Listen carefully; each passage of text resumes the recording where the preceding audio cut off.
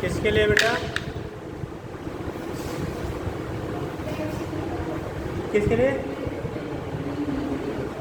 इसके बगल वाला किसके लिए बोले हैं? वो ये बगल वाला ये बता दो, सिर्फ सब चलता है।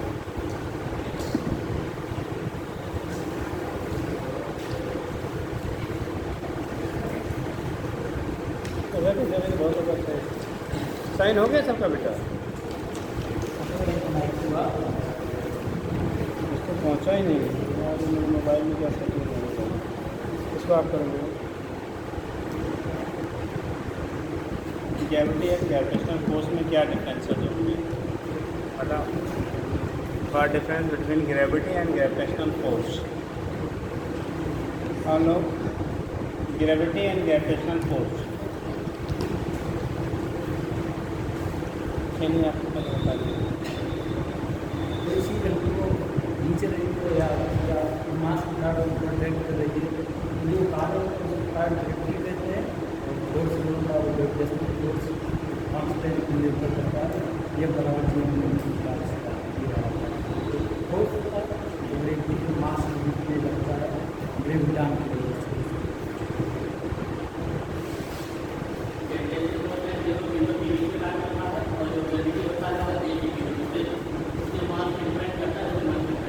किस पे मार्केट पे नहीं करता? या फिर सब कुछ नहीं डिपेंड करता?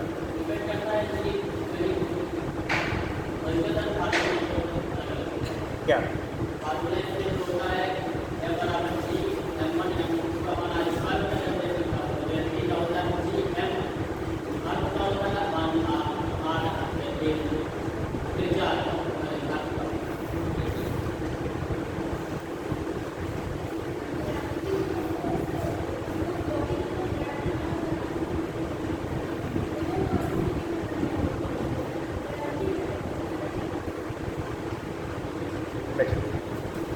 चलिए सब लोगों ने बताया। देखो होता क्या बेसिक डिफरेंस होता है बेटा, ग्रेविटी जो हम बोलते हैं ना, ठीक है। देखो आप सबने पढ़ा कि यार सारे ऑब्जेक्ट को अपने सेंटर की तरफ क्या करता है, अट्रैक्ट करता है। तो जिस फोर्स से किसी बॉडी को आप क्या अर्थ अट्रैक्ट करता है तो उसे ग्रेविटी कह देते हैं। ग्रेविटी होता है force applied by the object due to क्या अर्थ। ठीक है, अर्थ अपनी की तरफ जिस अट्रैक्टिव फोर्स से क्या करता है, किसी ऑब्जेक्ट को उसको क्या करता है, अट्रैक्ट करता है जिस फोर्स को अप्लाई करके, उसे हम लोग ग्रेविटी टर्म देते हैं। और अर्थ के क्या ग्रेविटेशनल फील्ड के अंदर दो ऑब्जेक्ट के बीच जो लगने वाला फोर्स होता है उसे ग्रेविटेशनल फील्ड फोर्स कहेंगे। जैसे हम लोग हैं, हमके बीच में जो हम लोग के बीच में लग रहा है इसे कहें क्या कहेंगे, ग्रेविटेशनल फोर्स कहेंगे। आप सभी लोग बैठे हुए हैं ना, एक दूसरे को अट्रैक्ट कर रहे हो, फील हो रहा है क्या जी? लग रहा है कि पड़ोसी खींच रहा है, नहीं लग रहा? क्यों? सबसे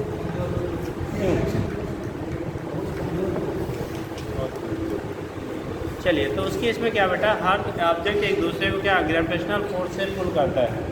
बट ऑब्जेक्ट को यह कि जैसे मान लो इसको है, हम पुल कर रहे हैं, आप कर रहे हैं, सभी लोग कर रहे हैं, यह ग्रेविटेशनल फोर्स हो गया। बट यह जिस फोर्स से इसको अट्रैक्ट कर रहा है अपनी तरफ, उसे क्या कहेंगे, ग्रेविटी कहेंगे। ठीक है, तो ग्रेविटी होते हैं force applied by the object due to earth. ठीक, ग्रेविटेशनल फोर्स होता है the force develop between two object inside gravitational field are called gravitational field के अंदर रहेगा तभी तक रहेगा। कहाँ तक? जब तक ग्रेविटेशनल फील्ड के अंदर ऑब्जेक्ट है बेटा, तभी तक वो क्या करेगा, ग्रेविटेशनल फोर्स एक्सपीरियंस करेगा। आप जब क्या कहते हैं, ग्रेविटेशनल फील्ड को क्या करेंगे, क्रॉस कर जाते हैं, तो उस केस में आप पे लगने वाला फोर्स जो होगा वो क्या होगा, ग्रेविटेशनल जीरो हो जाती है। ठीक है, इसलिए जब गैलेक्सी फ्री स्पेस में चले जाते हैं तो वहाँ पे आपका वेटलेसनेस की कंडीशन आ जाती है। किसकी? वेटलेसनेस की कंडीशन हो जाती है। ठीक, जो एस्ट्रोनॉट वगैरह जाते हैं तो उसके इसमें कंडीशन क्या होती है, उनके बाल, पुराने फ़ोटो आप देखे होंगे, इसका कल्पना चावला के देखे थे, बाल कैसे रहते थे, खड़े खड़े, वो जेरी लगा के नहीं खड़ा की थी, कैसे ड्यू टू ग्रेविटी खड़ा था, वहाँ ग्रेविटेशनल फील्ड नहीं काम करता था, है ना। तो वो कंडीशन आपका होता था। ठीक है, क्योंकि वो गैलेक्सी फ्री स्पेस में हम लोग कोई चीज़ नीचे झुकता है यहाँ पे किसकी वजह से, क्योंकि यार तो उसको अपनी तरफ क्या कर रहा है, अट्रैक्ट कर। देवियों के बाल हम लोग जितने बड़े हैं नहीं, फिलहाल इन लोगों के बाल क्यों नीचे लटका है जी, ग्रेविटी खींच रही है उसे अपनी तरफ। नहीं तो एक फिल्म में कौन लगाई थी चोटी में वो स्टैंड लगा के, हाँ नहीं देखा है क्या? पुराने कोई पिन थी ऐसे जो है, हाँ ठीक, उस कंडीशन में क्या होता, लेकिन उसको सपोर्ट लगाना पड़ा था तब जाके वैसे बना हुआ था, अदरवाइज वो भी कहाँ आ जाता, नीचे आ जाता। ठीक है, चलो फिर ये हो गया बेटा गारंटी और कैपेसिटर कोड। जो हम लोग बात करते हैं ना यर्थ की तरफ, अगर यर्थ किसी ऑब्जेक्ट को क्या कर रहा है, पुल कर रहा है, ठीक, तो उस केस में लगने वाला जो गारंटी होगा, तो मान लो ये यर्थ के अंदर ये किसी दो ऑब्जेक्ट की बात कर रहे हैं बेटा,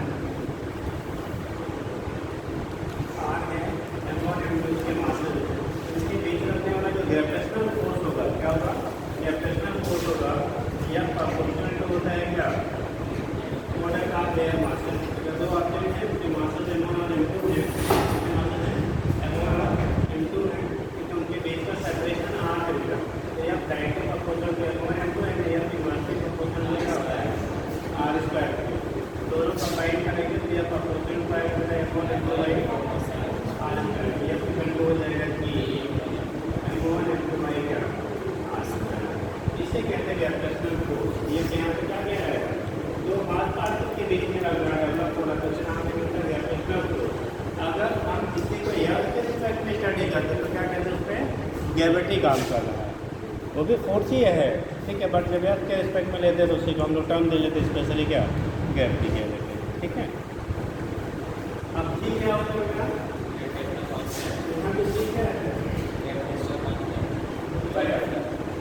capital G universal electric normal कहलाता है, यूनिवर्सल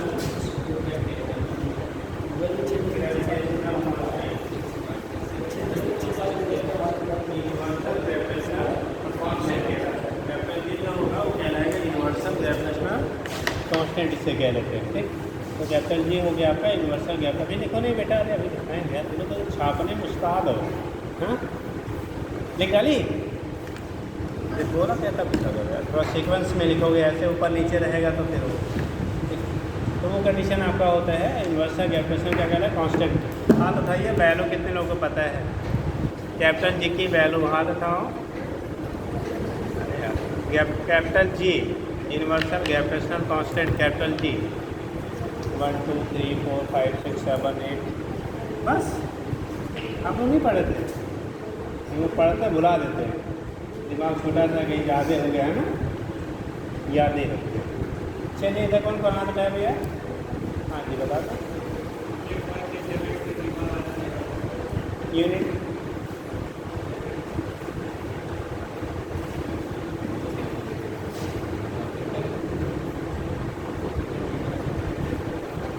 और कुछ,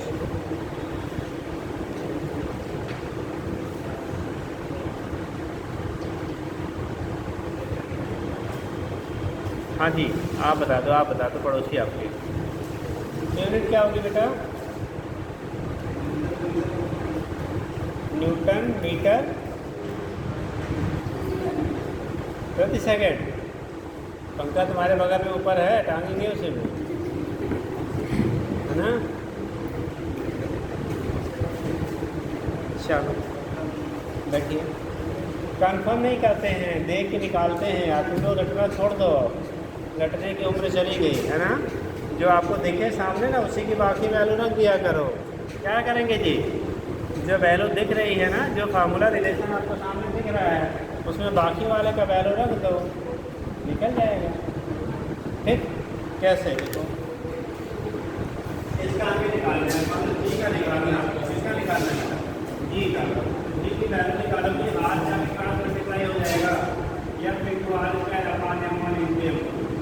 ठीक, आपने कहा न्यूटन, फोर्स तो कितना कह दिया, न्यूटन, आर क्या है, मीटर स्क्वायर, ये न्यूटन है बेटा, और ये क्या है, मास है, तो ये जी स्क्वायर हो गया, न्यूटन मीटर स्क्वायर पर केजी स्क्वायर। अब इसी को अगर सिंप्लीफाई करेंगे, जब डायमेंशन की हमें नीड होगी तो न्यूटन के फिर यूनिट आप रख लीजिए। ठीक है, जो बेसिक हमें इंफॉर्मेशन है, देखो जो ये सबको पता है, फोर्स का ये होता है, एक्सेलरेशन ये है, वेलोसिटी ये है, कॉमन चीज़ें सबके दिमाग में रहती है, बस उससे कोरिलेट कर लिया करो यार, 90% ऐसे यूनिट से रिलेटेड आपको बन जाते हैं। यूनिट डायमेंशन रटा नहीं जाता है, जो चीज़ आपको दी है फार्मूले जो दिख रहा है, बाकी का रख दो, जो चाहिए वो मिल जाता है।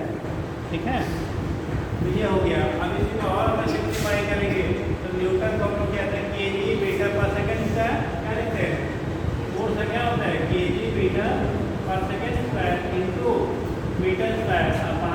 स्क्वायर है। अभी के जी ऊपर जाएगा तो के जी के पावर कितना बचेगा, यहाँ 1 है, ये ऊपर जाएगा तो -2 हो जाएगा बेटा, तो बचेगा -1। मीटर यहाँ भी है, मीटर यहाँ भी है, तो ये मीटर क्यूब हो गया। सेकंड है आपका, सेकंड के पावर चाहे -2 कर दो चाहे 22 सेकंड का लिए स्क्वायर, ठीक। ये कंडीशन हो गया। अब यहाँ से आपने यूनिट ये लिख लिया, दूसरा आपने ये लिख लिया। डायमेंशन लिखना होगा, क्या लिखना होगा बेटा, डायमेंशन।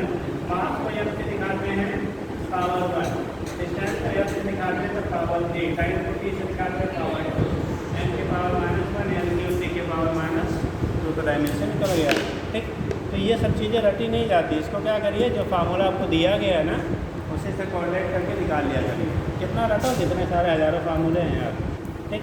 तो रटना अब आपके लेवल पे पॉसिबल नहीं है, उन सारी चीज़ों को उनके बेसिक्स जो हैं जहाँ से वो ऑब्टेन किए जा रहे हैं उसी के बेस पर आप निकाल लिया करते हैं, ठीक है। तो ये कंडीशन आपका होता है, यहाँ से रिप्रेजेंट कर लेते बेटा। तो लिखिएगा, थोड़ा सा लिख लीजिए।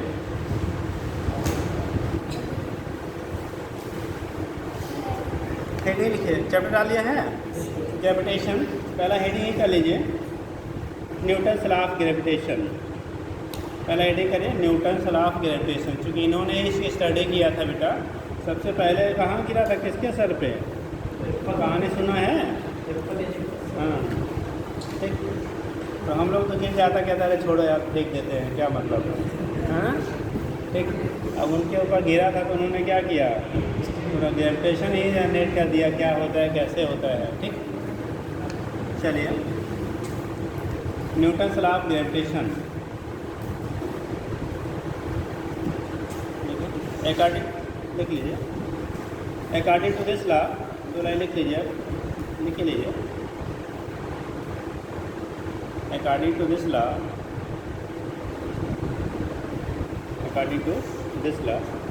the gravitational force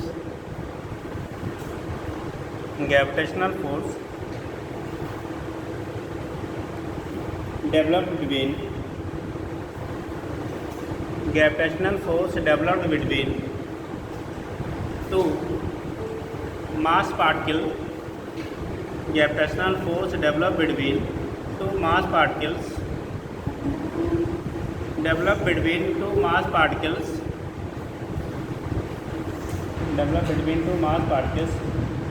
present inside gravitational field।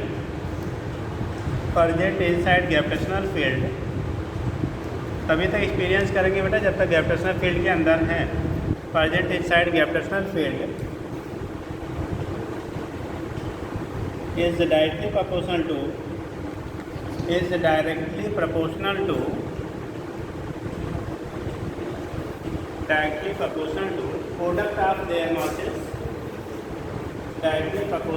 product of their masses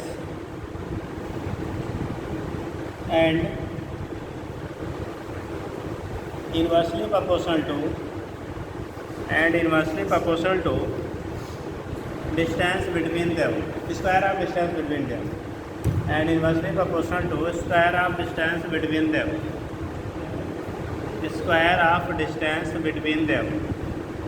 हो गया, square of distance between them. अभी ऐसे छोटा सा बना के नोट कर लीजिए और डायमेंशन भी लिख लीजिए, ठीक है।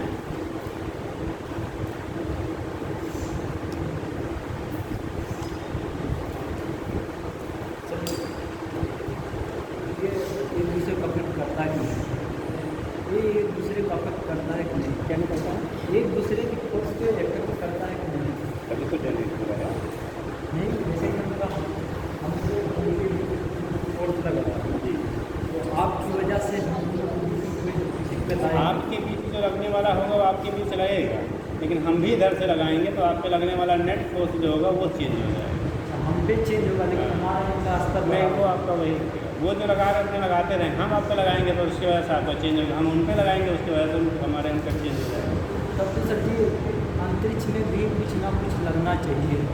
अंतरिक्ष मतलब जहाँ कहने का, जब आप फ्री स्पेस में चले जाएंगे, जब फ्री स्पेस में वहाँ पे क्या ग्रेविटी है ही नहीं, इसलिए नहीं काम करता, फील्ड नहीं है ना, इसलिए नहीं काम करता, अरे तो इसीलिए उसे फ्री स्पेस कहते अगर हैं। आज मान लीजिए इनफाइनाइट आज इनफाइनाइट की वैल्यू 0 हो जाती है जी, तो इसीलिए पूछा जाता है कि हम ग्रेविटी फ्री स्पेस में चले जाते हैं, उसे कोई इनफाइनाइट कह लेते हैं। आर इनफाइनाइट, तब उसको नीचे infinite इनफाइनाइट वैल्यू जीरो हो जाती है। जी लेकिन सर इतना तो ऐसे अगर सोचे लगता होगा नहीं लगता होता तो वहाँ पे जो जाते हैं ना वो अट्रैक्टेड रहते हैं एक दूसरे से, बट उनके बीच में कोई इंटरेक्शन है, कोई भी ऐसे फ्रीली छोड़ देते हैं ना, जैसे हमने यहाँ छोड़ा, कहाँ आया नीचे, वहाँ छोड़ देंगे, जहाँ छोड़ेंगे वहीं तैरता रहे, इसीलिए वहाँ पे लिक्विड फूड लेते हैं। ऐसा करके दिखाया जाता है कि किसी मूवी में जैसे अगर अरे मूवी छोड़ दो यार, हाँ तो स्पेस क्राफ्ट से अगर बाहर निकल जाता है तो अगर उसका कनेक्शन टूट जाता है तो कोई आसमान में भटक जाता है, बाकी स्पेस इधर रहती है, स्पेस तो हमारे कंट्रोल में रहता हाँ है। इसलिए आ जाता है वापस, तो हम लोग अब वो वहीं रह जाता है। वो वहीं रह जाता है, वो वहीं रहना चाहता है, वो उससे दूर चला जाता है। वो फ्रीली मूव कर रहा है ना, वो अपने कंट्रोल में नहीं रहा। कंट्रोल में नहीं, लेकिन कुछ ना कुछ फोर्स चाहे जो कोई न कोई लगा ही रहा है उसको। जैसे मान लिया आप निकल गए इस चीज़ से, मान लीजिए कोई ठीक ताला लगा रहा है, कुछ लगा रहा है, लेकिन कुछ ना कुछ तो लगा ही रहा है, क्योंकि सर जी की वैल्यू यूनिवर्सल है, यानी खाली कोई रिलीजन नहीं है ना, नहीं ये यूनिवर्सल है, यूनिवर्सल यानी वो दूसरे प्लेनेट पे जाएंगे तो भी लगेगा।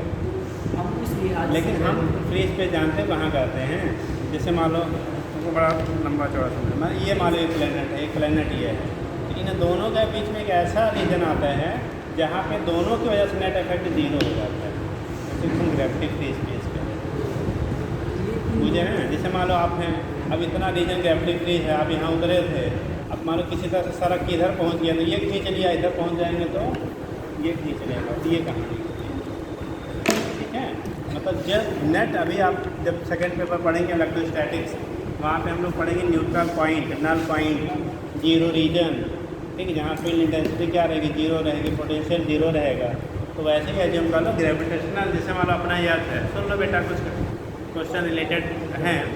कंडीशन है जो इन्होंने कहा कि जैसे हम लोग अर्थ के ग्रेविटी को क्रॉस कर जाते हैं, ठीक, तो वहाँ पे क्या करते हैं, कोई अगर मान लो स्पेसशिप से गया है, वहाँ उतर गया तो वो इधर उधर लुढ़कता है, मतलब इधर उधर जाता रहता है अनकंट्रोल कंडीशन में, दैट मीन्स कोई काम कर रहा है। कंडीशन क्या होती है ना, जैसे मान लो अपना अर्थ है, अर्थ का एक ग्रेविटेशनल पुल एक फील्ड है जहाँ तक वो अप्लाई कर रहा है, दूसरे जो प्लैनेट्स होंगे वो भी क्या करेंगे, अपना डेवलप करते हैं।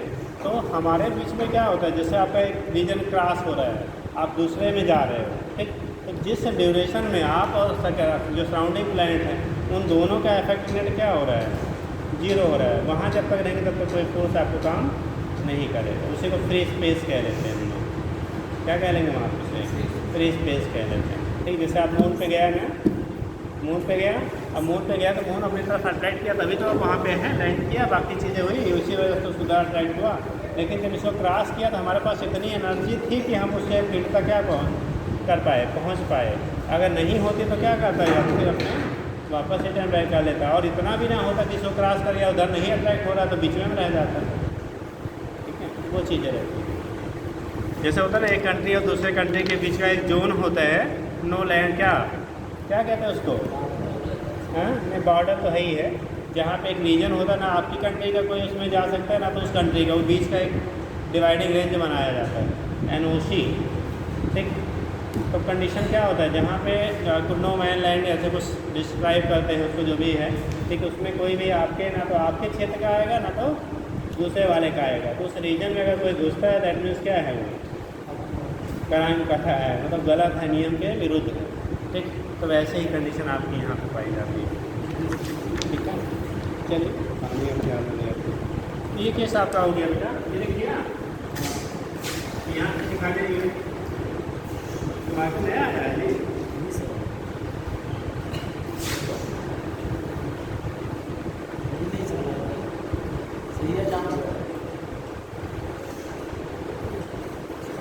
बेचने वाले जो गवर्नमेंट विभाग पैसे देते हैं क्या,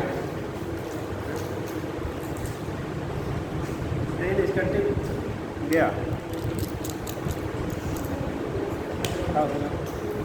गए होंगे भैया, अभ्युदय योजना से आया हो, कहा होगा ठीक कोई बात नहीं, ले जाए 1 get 1 फ्री है, हाँ ठीक। देखो ये बेकार है, एक चल रहा है, गाड़ी हो गया होगा, इसको कितने बजे वापस कर लेना, तो नहीं चलेगा, कुछ भी कर लीजिए, अरे मत खराब करो, उसको फाड़ो नहीं, वैसे ही से पूरा दे देना है। चलो देखो बेटा, ये केस आपका होता है, ठीक, यहाँ से दिखा दिया आपने ग्रेविटी क्या होगा, ठीक है। ग्रेविटेशनल फोर्स कितना होता है, कैसे लगता है, किन फैक्टर्स पे आपका क्या करेगा, डिपेंड करेगा। कैप्टन जी की वैल्यू नोट कर लेंगे। आप लोगों ने बताया था कैप्टन जी की वैल्यू जो होती है वो 6 हुआ है।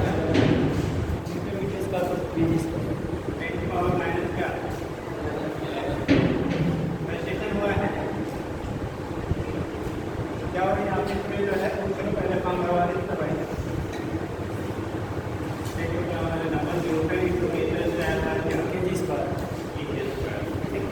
यूनिट हो गया न्यूटन मीटर स्क्वायर पर क्या हो जाएगा, केजी स्क्वायर के बराबर होता है, ठीक है।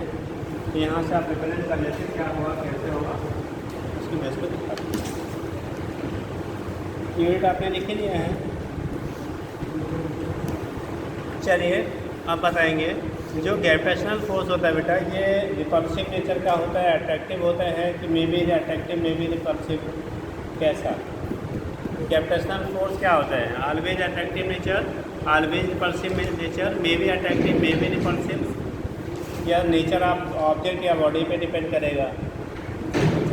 Gravitational force develop between two object will be always attractive always repulsive, मतलब always attractive always repulsive, may be attractive may be repulsive, ठीक। या कैन नॉट, या depends on nature of the body, कैसा नेचर है body का, body के nature पे depend करेगा क्या होगा, कैसे होगा, बताओ। हाँ बताइए। 1 2 3 4 हाँ जी, अट्रैक्टिव होता है ऑलवेज।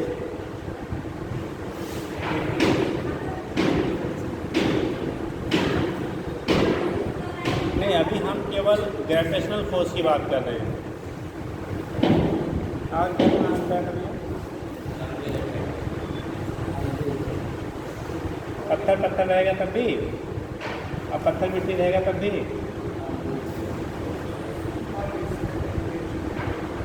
बैठिए, याद रखेंगे बेटा, gravitational force are always attractive in nature, it क्या does not depends on nature of the object. Object कैसा है, ठीक है, उसका मास है उस पर डिपेंड करता है, उसकी पोजीशन पे डिपेंड करेगा, फील्ड स्ट्रेस पे डिपेंड करेगा, बट इस पर नहीं डिपेंड करता है, ठीक है।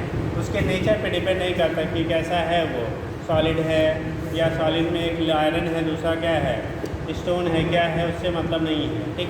अगर मास है तो उनके बीच में क्या लगेगा, अट्रैक्टिव फोर्सेज रहेंगे, वो तो ऑलवेज अट्रैक्टिव नेचर का होता है।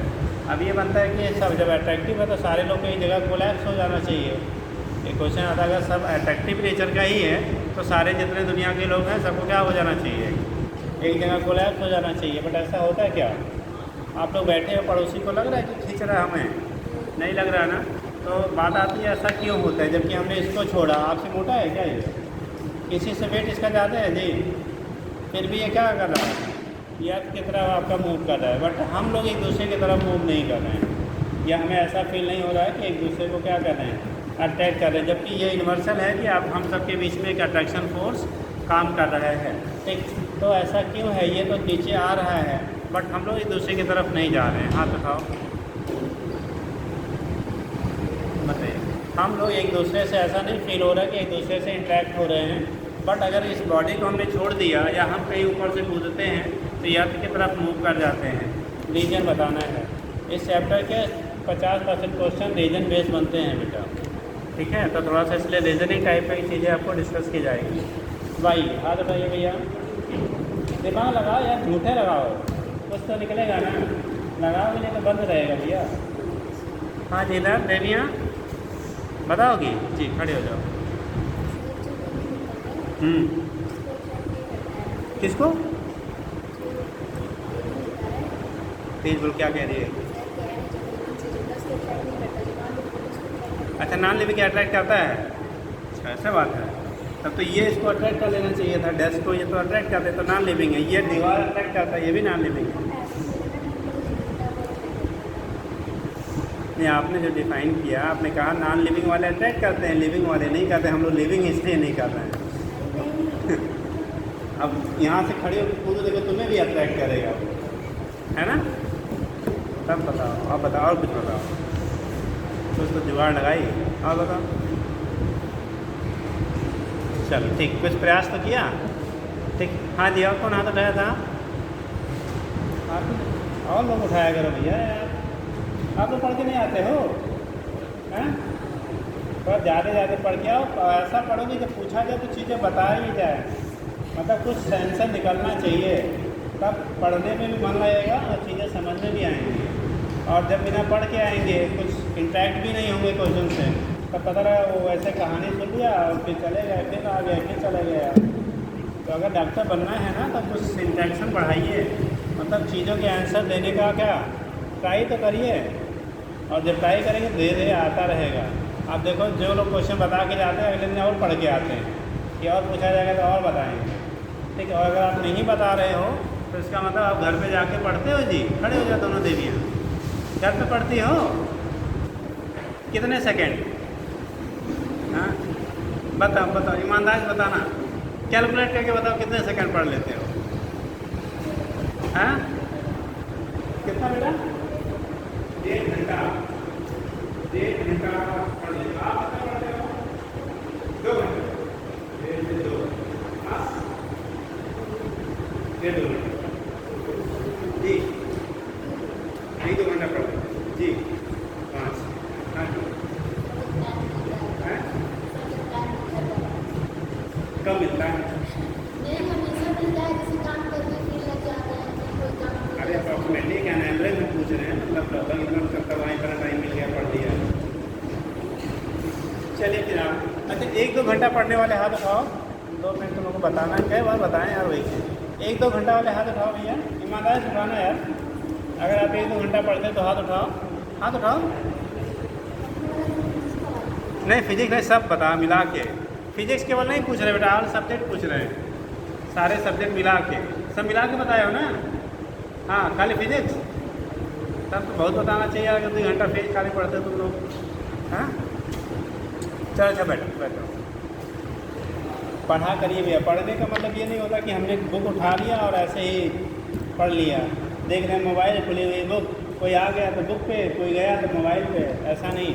मन से पढ़िए, अपने लिए पढ़िए। अब आप लोग की एज इतनी नहीं है कि माँ बाप आपको उंगली पकड़ के पढ़ाएंगे, ठीक, या पढ़ा पाएंगे, नहीं पढ़ा पाएंगे। वो आप हमारे घर के हो, किसी के घर के हो, जब तक आपकी नहीं इंटरेस्ट होगी कि हमें पढ़ना है, तब तक कोई भी करा नहीं सकता, ना ही हम लोग करवा सकते कि आपकी ज़रूरत से सिलेक्शन हो जाए, ऐसा पॉसिबल नहीं है। ठीक है, आप तभी सेलेक्ट हो सकते हैं जब आपका अपना इंटरनल फ्लो होगा कि हमें करना है ये चीज़, तभी हो पाएंगे। और उसके लिए अपने आप को जगाइए, अगर नहीं जगे अभी तक हैं तो अपने आप को जगाइए, नहीं तो फिर कोई भी नहीं करा सकता बेटा। ठीक, तो इसलिए थोड़ा सा आप एक दिन में नहीं, आप कई बार बोला एक दिन में आप चेंज नहीं ला सकते, लेकिन धीरे धीरे आप चेंज कंटिन्यूसली ला सकते हैं। ठीक है, कितने लोग 5 घंटे ज़्यादा पढ़ रहे हैं? हाथ उठाओ फिर से, ईमानदारी से उठाना। 5 घंटे से ज़्यादा लोग पढ़ने वाले हैं, हाथ उठाओ। ओवरऑल ऑल सब्जेक्ट मिला के, यहाँ मत जोड़ लेना कि 3 घंटा यहाँ भी पढ़ते हैं, ये नहीं, घर पे घर की बात कर रहे हैं। तो इतने ही लोग 5 घंटे से ज़्यादा वाले हैं, 3 से 5 के बीच वाले, 3 to 5 वाले, और मोर देन 6 वाला भी कोई है, 6 प्लस 6 घंटा प्लस, नहीं 2-3 लोग बढ़ाइए इसको। ठीक है, और बढ़ाइए 6 प्लस में हैं तो वो मेंटेन रहें, ऐसा नहीं कि एक दिन 8 घंटा पढ़ लिया, सर जी 3 दिन फीवर हो गया था तो पढ़ा ही नहीं है। ठीक, उसको रेगुलर मेंटेन रखिए। जो कर रहे हैं, जो लोग कम अभी कर रहे हैं वो ज़्यादा करें और बढ़ाएं, बाकी जो लोग पढ़ रहे हैं नहीं, हंसो नहीं बेटा। ठीक, तो जो लोग पढ़ रहे हैं वो लोग उसको और मेंटेन रखें। क्या आप उस चैप्टर में 4 या 3 दिन एब्सेंट हो, सैटरडे एब्सेंट, उसके 2 दिन पहले एब्सेंट, उसके फिर 2 दिन पहले एब्सेंट। हम ऐसे बोलते नहीं, लेकिन मुझे सबका चेहरा याद है कौन कब एब्सेंट होता है। ठीक, वो ऐसा चैप्टर जिस दिन शुरू हुआ था मैंने उसी दिन बोला था अगर एब्सेंट हुए तो ये फिर आना नहीं है। शुरू में ही मैंने कई बार इस चीज़ को रिपीट किया था, इस चैप्टर में एब्सेंट हुए या तो फिर आप उस लेवल से पढ़े होंगे तब क्वेश्चन लगेंगे, अदरवाइज एब्सेंट होंगे तो लगेंगे नहीं। ठीक, इसमें ग्रेविटेशन आप लगा सकते हो, बहुत टेढ़ा नहीं है, यहाँ सिंपल है। थ्योरेटिकल क्वेश्चन बनते हैं, न्यूमेरिकल भी बनता है, यहाँ पे सिंपल है, इसमें आप कर सकते हो। लेकिन उस चैप्टर को जब जहाँ ट्विस्ट होता है, इसीलिए पहले बोल देता अगर उस यूनिट में आप एब्सेंट हैं तो फिर क्वेश्चन में प्रॉब्लम आनी ही आनी है। और एक चैप्टर में 4 दिन या 4 दिन आप लोग एबसेंट थे, और कारण जो भी हो, गाड़ी गायब हो जाती थी। अब परसों तो यही फ़ोन की थी गाड़ी नहीं है। नहीं, आप लोग इस चीज़ को डिसाइड करें, जिस दिन नहीं रहा करें उस दिन किसी और कन्वेंस से आ जाया करिए, ठीक है। आप चाहे बस से आइए, जो भी चलती हो, आपके रूट पे तो हमेशा गाड़ी चलती है यार, ठीक। तो आपकी सहाय ना रही कि पापा गाड़ी जब फ्री करेंगे तो हम जाएंगे, तो ऐसे भाई उनकी भी रिक्वायरमेंट है, उनकी भी ज़रूरतें हैं। मार्केट में आए, फंस गए, नहीं जा पाए, हाँ आया कभी बहुत मारेंगे शर्मानी, ठीक है। ऐसा कोई जरूरी थोड़ी गाड़ी से ही चलेंगे, ठीक है। पापा पूछना जब पढ़ते थे तो कैसे आते थे, ठीक। थोड़ा प्रयत्न कर लिया करिए आप लोग भी। चलो देखो बेटा, लगाइए, फिर आप नहीं आएगा तो पूछ लीजिएगा बाहर निकल के, ठीक है। अब उसी समय होता, उसी समय पूछे होते, उसी समय बता देते, ठीक। चलो देखो, ये कंडीशन हो गया बेटा आपका किसका, गैप पे। गैप प्रेशर फील्ड क्या होगा, इसके बेस पे आप क्या करते हैं, यहाँ से रिलेट कर लेते हैं। डायमेंशन अगर आपका हो गया, कैसे होता है, जी की जो वैल्यू होती है, लिख लीजिए एरो ला के, gravitational force is always attractive in nature. Gravitational force is always attractive in nature, always attractive in nature. Gravitational force is always attractive in nature. It does not depends. Always attractive in nature. It does not depends. It does not depends on nature or charge of body. Nature or charge, मतलब उस पर charge है या नहीं है। Charge, CHARG, charge on body, charge on body, हो गया। ये नेचर और उसके चार्ज पे डिपेंड नहीं कर रहा है, किस पे डिपेंड कर रहा था, ऑलरेडी हम लोग लिख चुके हैं, मास और उनके बीच के सेपरेशन पे, ठीक है।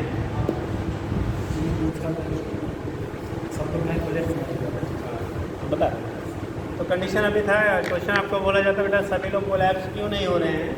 रीजन है बेटा डी की वैल्यू हमने की है ना 6.67 जैसे यहाँ जितने लोग बैठे हैं सबके पास 40 किलो से लेकर 60, 65, 70 किलो के बीच में होंगे, तो इससे ज़्यादा है क्या, 40 मिनिमम होगा। क्या किलो है बेटा, तौली नहीं, तौली, हाँ कितना, बड़ा मिनिमम 40 होना चाहिए।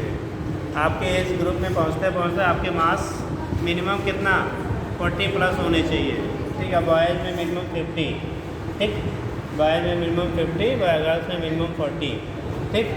तो अगर आप इस वेट रेंज से कम है, मास आपका उससे कम है, मास की बात कर रहे हैं, वेट नहीं, अगर आपका उसका मास आपका उससे कम है तो आप किसी भी तरीके से खा पी के उसको बढ़ाइए, ठीक।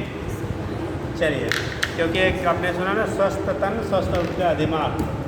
अगर आपका शरीर में क्या है, स्वस्थ रहेंगे तभी आपका दिमाग भी काम करेगा, नहीं तो प्रॉपर कहीं ना कहीं प्रॉब्लम आएगी, ठीक। चलो देखो, तो खाइए पीजिए, थोड़ा ज़्यादा जाते हैं ना, ठीक है।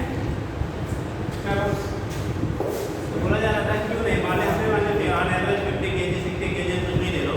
अगर हम ले लें बेटा, आप एक पर्टिकुलर डिस्टेंस पे हो तो मान लो हमने 60 ले लिया, 80 ले लिया, 100 ले लिया, जोड़ने वाले मिलेंगे, ठीक। तो हम लोग जी की वैल्यू कितना ले रहे हैं, 6.67 × 10⁻⁻⁻। मान लो 100 किलोग्राम का है, दूसरा वाला में कितने का है, 100 किलोग्राम का है। अरे वो कुछ मान लो 1 मीटर की दूरी पे है, आधा मीटर की दूरी पे, कुछ भी ले लेते हैं, मान लो 1 मीटर की दूरी पे है, तो स्क्वायर करेंगे तो वही रह जाएगा 100 100 2 2 4 4 ऐसे घटाओगे तो 6.67 × 10⁻⁻7 न्यूटन आ रहा है, माइनस में 7 है, इसका मतलब कितना हो गया बेटा, 0.0 1 2 3 4 5 677 इतना न्यूटन हमारे आपके ऊपर फोर्स लग रहा है, तो उतने से आप कहते हैं सर के बाल भी नहीं हिलेंगे, ठीक। तो कंडीशन आपका हो गया, इसीलिए नेग्लेजिबल होता है, क्या होता है, नेग्लेजिबल होता है बेटा, इसीलिए फील नहीं होता है। जबकि हम जब यथ को कोई छोटा सा छोटा पार्ट के लगते हैं, जैसे मान लो ये है कैप है, कैप का मास कितना होगा, 10 ग्राम 5 ग्राम जो भी हो, हमने छोड़ा फिर भी ये नीचे की तरफ आया, उसका रीज़न होता है क्योंकि जब हम लोग याद के रिस्पेक्ट में करेंगे उसके बाद तो 24 कंडीशन क्या लिखेंगे F equal to EM upon R square वाला सरफेस आप एफ ले रहे हैं आप, तो यहाँ पे मास आप एफ जानते हो कितना होता है, लेकिन इसमें आपको 10/24 एफ का मास अप्रॉक्सीमेटली कितना होता है, आप बताओ मास ऑफ एफ का मास लगभग कितना होता है,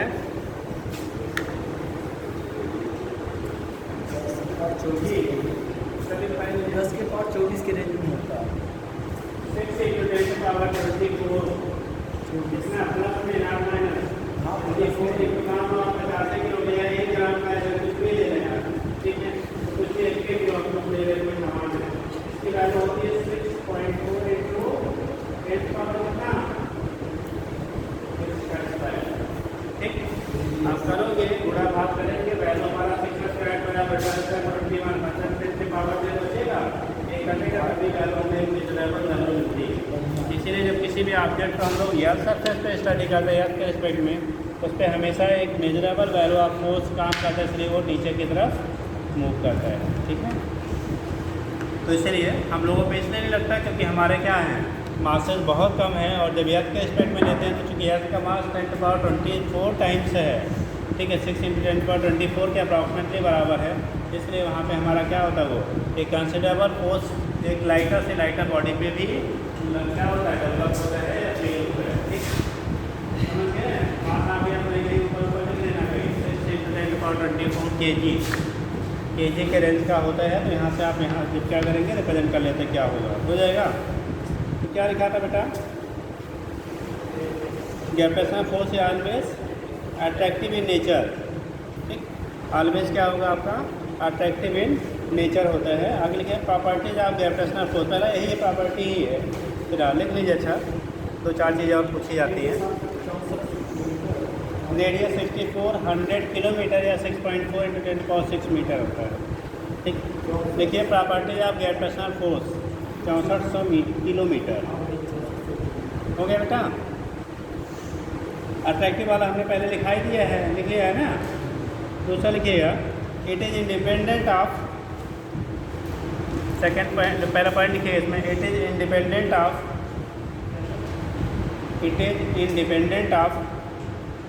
medium between the, it is independent of medium between the particles, हो गया, between the particles while, ये भी वो भी कन्फर्म कर लीजिए। जब भी हम लोग बेटा सेकेंड पेपर में इलेक्ट्रोस्टैटिक्स पढ़ेंगे या मैग्नेटिज्म पढ़ेंगे तो उनकी वैल्यू जो होती है मीडियम पे डिपेंड करता है, मीडियम का डाइलेक्ट्रिक क्या है, मीडियम की विच क्या है, उन पे डिपेंड करता है। लिख लीजिए file electric and magnetic force, while electric and magnetic force, वैद्युत बल और चुंबकीय बल जिसे कहते थे, while electric and magnetic force depends on the, electric and magnetic force depends on the nature of medium between the, nature of medium between the particles या body जो भी है, nature of medium between the particles, nature of medium between the particles, हो गया। दूसरा जो मतलब gravitational force होता है बेटा ये लॉन्ग रेंज का होता है, मतलब ऑब्जेक्ट लार्जर डिस्टेंस पे होती है तभी उस पर अप्लाई होता है, जबकि इलेक्ट्रिक फोर्स वगैरह जब लेते हैं हम लोग शॉर्ट रेंज का लिया जाता है, ठीक है। तो लिख लीजिएगा, ठीक है। इट होल्ड मतलब फॉलो करता, होल्ड करना मतलब यहाँ पे फॉलो करना, it hold good over a wide range of, it hold good अच्छा over a wide range of distance, ये वाइड रेंज ऑफ डिस्टेंस,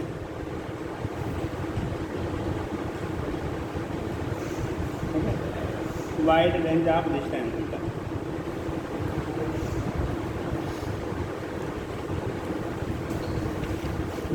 हो गया।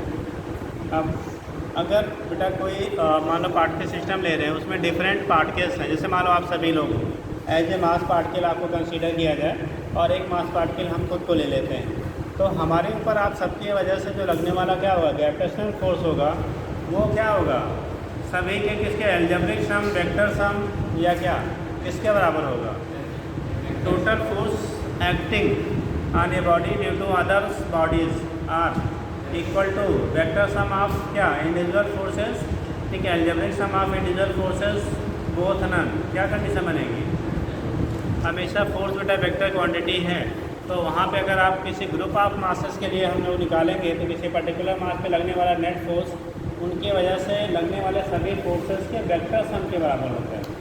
कौन सा सम, वेक्टर सम। वेक्टर सम मतलब मैग्नीट्यूड एंड डायरेक्शन दोनों को कंसीडर करके आप निकालेंगे, ठीक। तो लिखिएगा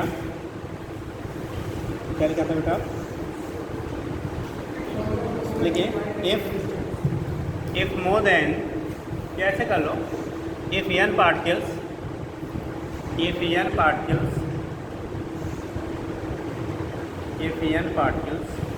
make a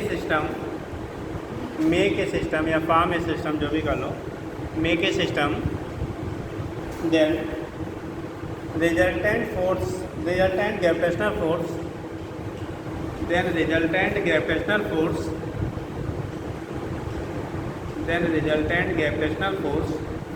on any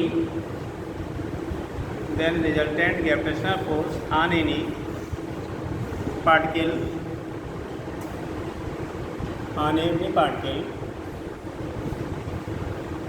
will be equal to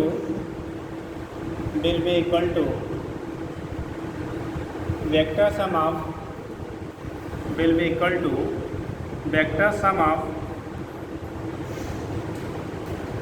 individual forces, vector क्या, sum of individual forces acting on the क्या हो जाएगा बेटा, acting on that particles का, तो acting on that particles, individual मतलब forces acting on that particle, जो और पड़ोसियों के द्वारा लगाया जा रहा है इस पर, उन सभी के वेक्टर सम के बराबर। जैसे हमारे ऊपर निकालना है तो आप सबकी वजह से जो लगेगा सभी का क्या कर लीजिए, वेक्टर सम कर लिया, रिजल्टेंट वैल्यू मिल जाएगी, ठीक है। तो उससे क्या लेते हैं बेटा, वेक्टर सम पे क्या होगा आपका, इक्वल हो जाता है। आगे लिखिएगा, आपने पढ़ा होगा it is the weakest force in nature, जो ग्रेविटेशनल फोर्स होता है इसे हम लोग वीकेस्ट फोर्स के फॉर्म में कंसीडर करते हैं, नेचर में पाए जाने वाला। लिख लीजिए, लिख लिया है, आई लॉन्ग नोट करो, इट इज़ वीकेस्ट फोर्स। अच्छा उसको लिखिए, पॉइंट को वहाँ क्लियर कर लीजिएगा, उसको वेक्टर फॉर्म दिखा भी लीजिए। जैसे रिजल्टेंट जो होगा या पार की value vector F1 that is F1 plus कितना, F2 plus F3 plus dot FAN, जितने हैं उन सभी को क्या करिए, वेक्टर सम कर लीजिए, रिजल्टेंट फोर्स की वैल्यू आपको मिल जाएगी, ठीक।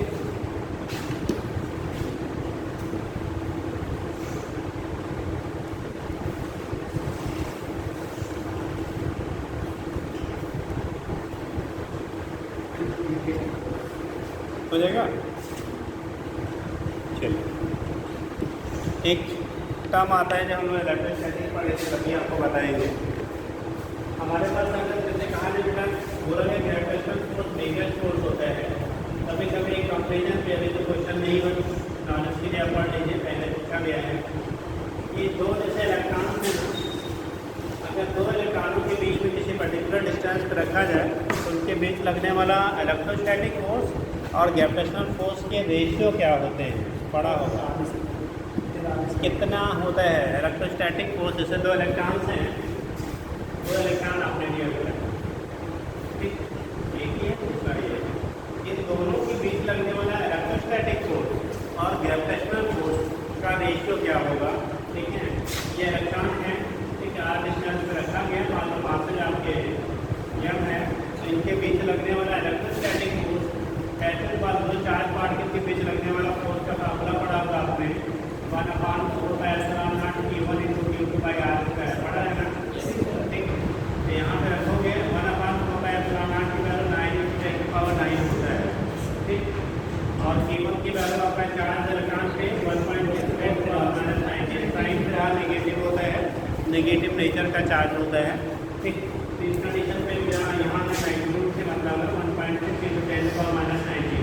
मान लो आज हमने ले लिया तो समथिंग जो भी वैल्यू ऐसे रहते हैं 9 into 1.6 into 1.6 into power data 90 हो गया 38 माइनस में 38 प्लस 9 बचेगा कितना बेटा -29 ये बचेगा ना।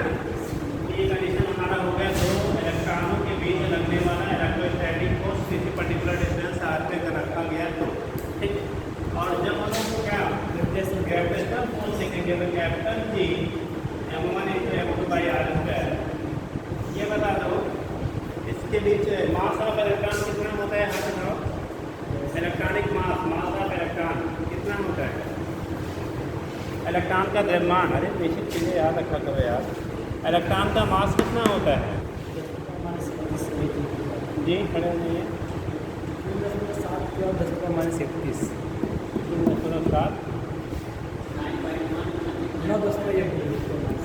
10 पावर क्या जी? ग्राम कुंटल किलोग्राम। सहमत हैं? 9.1 into 10⁻31 kg होता है बेटा मास ऑफ इलेक्ट्रॉन जब हम लेते हैं ना बच्चे।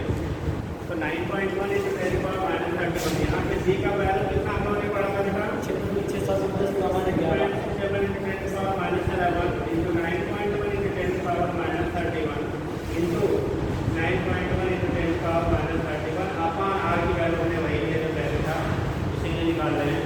अब पावर यहाँ से सब्ट्रैक्ट कर दो 6.67 into 9.1 into 9.1 into 10 power 31 to the 62 और 11 10 power -73 हो गया अपॉन आर। ये आपको ठीक है। अब इसमें आप इसमें से डिवाइड कर लीजिए वैल्यू आपका अप्रॉक्सीमेटली जब हम लोग Fe/Fg निकालते हैं Fe/क्या Fg पार्ट में इलेक्ट्रॉन ये वैल्यू अप्रॉक्सीमेटली 10⁻43 टाइम्स आता है। तो कितना आता है 10⁻43। ये तो हमने निकालने का तरीका बता दिया। फिर अब आपको ज़रूरत जो है तो इससे मतलब दो इलेक्ट्रॉन्स के बीच में लगने वाला इलेक्ट्रोस्टैटिक फोर्स की वैल्यू उनके बीच लगने वाले ग्रेविटेशनल फोर्स का 10 कितने टाइम्स 43 यानी 10 के आगे 43 जीरो लगा दो। हमारे पास कोई टर्म्स नहीं होते जिसमें हम लोग बोलेंगे उसको ठीक। तो ये कंडीशन होता है इतना ज़्यादा स्ट्रांग होता है इलेक्ट्रोस्टैटिक फोर्स किसके रिस्पेक्ट में? ग्रेविटेशनल फोर्स के रिस्पेक्ट में ठीक हो गया।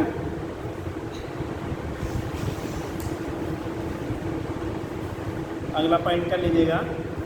पूछा गया आपको ग्रेविटेशनल फोर्स इज कंजर्वेटिव और नॉन कंजर्वेटिव। ग्रेविटेशनल फोर्स जो होता है वो कंजर्वेटिव नेचर का है कि नॉन कंजर्वेटिव? कंजर्वेटिव वाले हाथ उठाओ। Gravitational force is a conservative force. Conservative है। कितने लोग बताएंगे क्यों कंजर्वेटिव है? वही gravitational force is a conservative right answer है। बट ये कंजर्वेटिव क्यों कहते हैं हम लोग? वही वाले हाथ उठाओ भैया। हाँ जी किस पे? डायरेक्शन पे पक्का है। ग्रेविटेशनल फोर्स में डायरेक्शन नहीं होता है, नहीं होता है। आप और पीछे वाल के बीच में फोर्स किधर लग रहा है? हमारी तरफ। तब खड़ी रहना अभी। हाँ जी और कोई?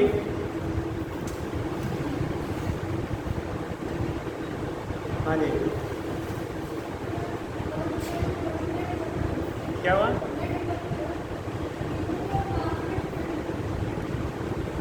बैठिए। कंजर्वेटिव फोर्स है बेटा उसे कहते हैं जो पाथ इंडिपेंडेंट होता है। जैसे आप हो हम हैं ठीक, हम वहाँ से चल के ऐसे आए वैसे आए या सीधा आए इससे कोई मतलब नहीं। वो डिपेंड करेगा हमारी पोजीशन पे। किस पे डिपेंड करेगा? इनिशियल और फाइनल पोजीशन पे डिपेंड करता है, पाथ पे डिपेंड नहीं करता है। Those forces which are only depend on क्या? पोजीशन ठीक है। आपका object not path followed during this उसे कह देते हैं हम लोग कंजर्वेटिव फोर्सेज। जैसे gravitational force, electric force, magnetic forces ये पाथ पे डिपेंड नहीं करते। कहाँ पे? इनिशियल और फाइनल पोजीशन पे डिपेंड करेंगे ठीक है जी। जिस पे जो पाथ पे डिपेंड ना करे ठीक, ऐसा नहीं कहना डायरेक्शन नहीं होता है, फोर्स है तो डायरेक्शन होगा। ठीक, तो पाथ इंडिपेंडेंट जो आपके होते हैं ना, उसे हम लोग क्या लेते हैं बेटा, क्या, कंजर्वेटिव। तो लिख लीजिए, it is a conservative force. ये कैसा नेचर का होता है, कंजर्वेटिव नेचर का होता है। ठीक,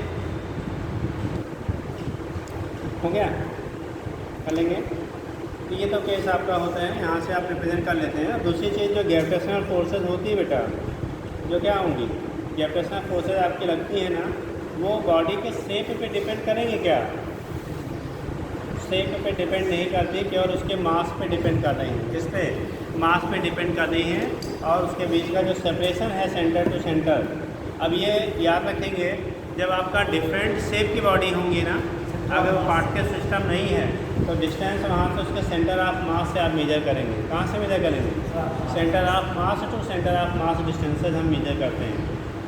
अगर वो कैसा नहीं है, डिफिनिट शेप के नहीं है, मतलब पार्टिकल शेप के नहीं है, तो उस केस में अगर उसका डिफिनिट कोई शेप है, साइज है, तो हम लोग उसका मास जब लेंगे तो उनके बीच का सेपरेशन उसके सेंटर ऑफ मास से कंसीडर करेंगे। ठीक है, तो ये चीज़ आपके हो गई। यहाँ से दिखा देते हैं हम लोग ग्रेविटेशनल फोर्स।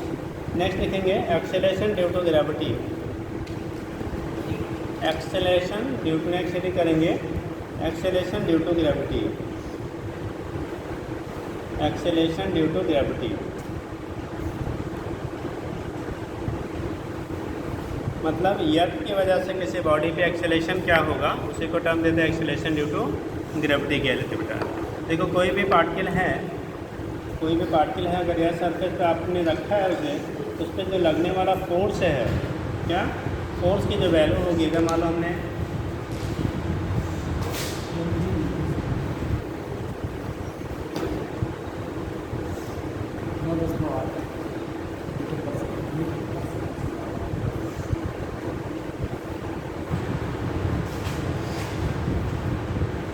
कोई भी पार्टिकल है, ऑब्जेक्ट है, तो यह सरफेस पे रखा गया है, मान लीजिए हमारा यह है, रेडियस हम ई बार यह के लिए आर ले रहे हैं और मास ऑफ यह को एम से दिखा रहे हैं। किताबों में कैपिटल एम कैपिटल आर ले लेते हैं, बट ई बार हम लोग यहाँ पे क्या लेंगे, यार लेंगे, थोड़ा ज़्यादा क्लियर रहता है। तो आर ई क्या हो गया आपका, radius of earth, M E हो गया मास ऑफ एयर। इसके सरफेस पे रोज अगर कोई पार्टिकल रखा जाए जिसका मास सपोज एम, इस पर लगने वाला जो ग्रेविटेशनल फोर्स होगा, यानी कि फोर्स जो ग्रेविटी जो लगेगा, तो एफ की जो वैल्यू होगी ग्रेविटेशनल फोर्स क्या है, ई एम अपान कितना, अगर क्लोज टू एयर सरफेस ले रहे हैं और अगर एयर सरफेस से कहीं पर्टिकुलर हाइट पे आप लेंगे, मान लीजिए हाइट पे यहाँ पे वाला भी आर ले लिया, डिस्टेंस कितना ले लिया इसका, आर ले लिया, तो आर की जगह पे हम लोग लिख सकते हैं क्या, अगर ये हाइट हमारा एयर सरफेस से आर ई एच है, एयर सरफेस से कितना है, एच है, और ये वाला डिस्टेंस हमारा कितना है, आर ई आर ले दिखाएंगे, टोटल आपका हाइट हो गया यहाँ से यहाँ तक आर की value, R E plus H का क्या होता है, होल स्क्वायर। ठीक, एंड एयर सरफेस या क्लोज टू, अच्छा मेरी क्लोज टू एयर सरफेस के मेरे क्लोज पॉइंट में लेंगे बेटा, एयर की वैल्यू एयर प्लस में क्या ले लेंगे आप, आर ई के रिस्पेक्ट में बहुत कम हो जाएगा क्लोज टू एयर सरफेस।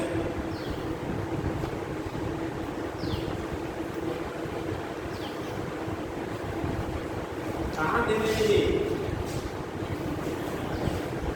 इसीलिए सीट की कोड उधर हो रही है,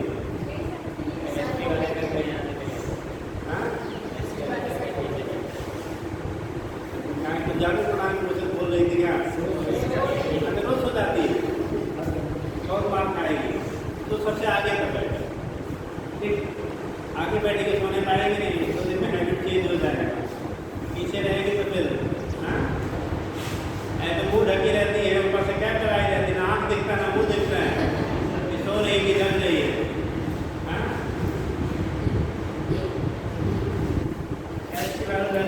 क्या हो जाएगा, आर ई हो जाएगा बेटा। तो यहाँ से क्या होगा, एफ की वैल्यू जो आएगी वो ई एम अपान बेटा बचेगा कितना, आर स्क्वायर के बराबर। ये लगने वाला फोर्स हो गया, क्या हो गया हमारा बेटा, फोर्स का।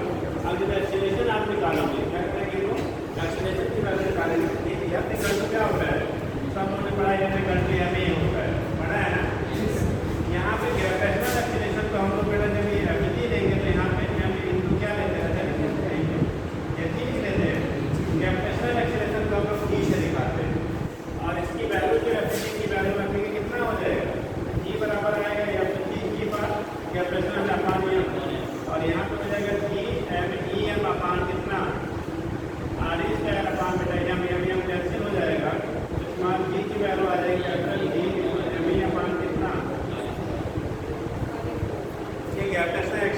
कैपिटल जी की वैल्यू होती है। और एट यर सरफेस, इस पे यर सरफेस पे जब हम लोग यर सरफेस पे रहते बेटा तो स्मॉल जी की वैल्यू कितना होता है आपका 9.8 मीटर पर सेकेंड स्क्वायर। बात अलग है कि हम लोग उस क्वेश्चन के सिंप्लीफाई करने के लिए कैलकुलेशन को 10 ले लेते हैं, बट यह सरफेस पे जो वैल्यू मिलता है तो 9.8 मीटर पर सेकेंड स्क्वायर के बराबर होता है। यहाँ पे जी की वैल्यू, एम की वैल्यू, आर की वैल्यू रख दीजिए, कैलकुलेट कर लेंगे, आपको वैल्यू मिल जाता है। ठीक, तो ये केस आपका होता है एक्सेलरेशन ड्यू टू ग्रेविटी या सरफेस पे कितना होगा। यहाँ से हम लोग का क्या होता है रिप्रेजेंटेशन ये हो जाएगा। हाँ बेटा, ऐसे दिखा जाएगा। हाँ हाँ, कैलकुलेट कर लिए वैल्यू मिल जाएगी। यूनिट डायमेंशन क्या होगा जी? यूनिट एंड डायमेंशन क्या आएगा?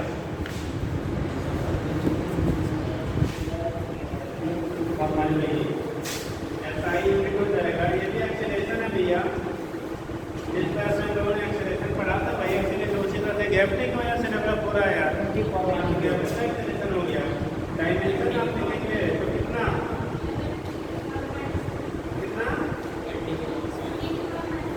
एल के पावर -2 या एल के पावर 0 या टी के पावर -2।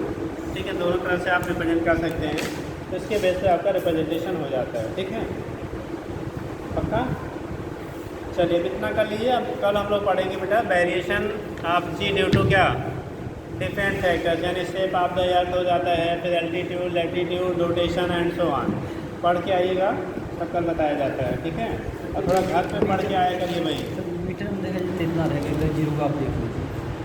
6.4 × 6 सीधे कर दो। हाँ ठीक, ठीक है, तो ये आप थोड़ा सा घर पे पढ़ के आइएगा। ठीक है, क्या बताते हैं फिर।